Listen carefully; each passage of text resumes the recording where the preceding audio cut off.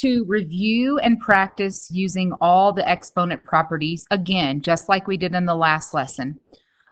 Except in this lesson, we're going to be applying multiple properties at one time. So it's going to be quite a bit more challenging. But if you take it step by step, not that hard. Okay, so this first one that we're going to do together, it looks very overwhelming. There are a lot of numbers, a lot of exponents. Many things are going on at one time. But we're going to take it one step at a time. So I'm going to start. I see that I've got multiplication going on. I've got exponents inside my parentheses. I've got exponents on the outside of the parentheses. I have an expression here that's being multiplied by another one. It's hard to know where to start. And to be completely honest with you, there are many different ways, but I think the easiest way to start on this one is to use the power of a product property. Okay? And so I'm just going to jot down what property I use. So just to remind you, power of a product means that if you have an exponent on the outside of the parentheses, you're going to make sure that every number inside the parentheses gets that exponent. If there's already an exponent there, then we're going to use the power of a power property and we're going to multiply. So I'm going to say power of a product.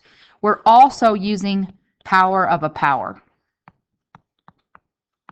So starting with this very first one, you'll see that the 3 inside the parentheses does not have an exponent, or technically it does. It has the exponent of 1. So I'm going to raise it to the second power. Then I have an x squared.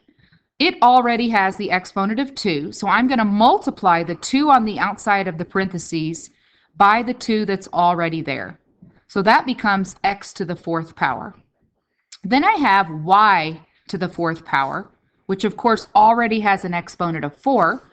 So I'm going to multiply that 4 by the 2 on the outside of the parentheses.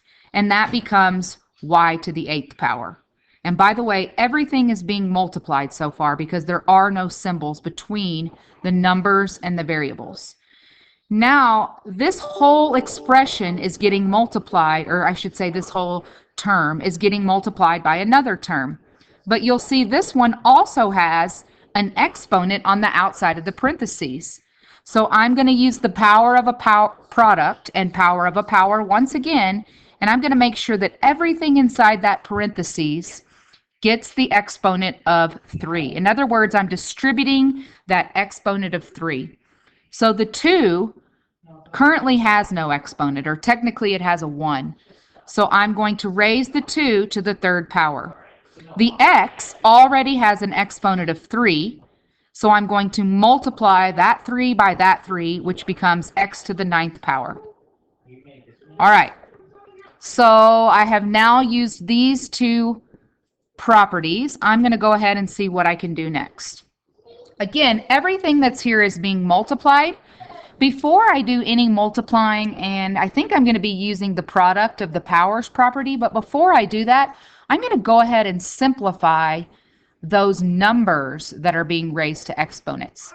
So I'm going to go ahead and rewrite 3 to the 2nd power as 9, because 3 times 3 is 9.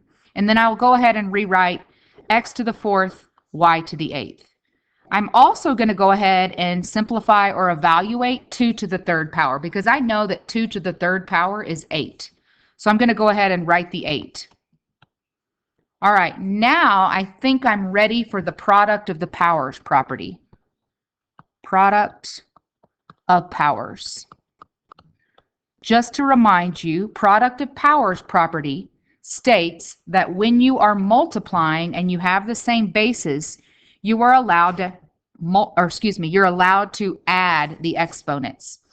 So I'm looking at all the numbers I'm multiplying here. I have 9, I have 8, I have x, and I have y. So actually, before I use the product of powers, let's go ahead and multiply 9 times 8, which is 72. Let me use a different color this time. 9 times 8 is 72. Now I'm going to use product of powers. And I'm going to add the exponents of the x's. The first one is x to the fourth power. The second one is x to the third power. I'm going to add those together and I get x to the power of 7. There's no other y, so I'm going to go ahead and just bring it down and write times y to the 8th power. So that's it. That's my final answer. That's all I can do.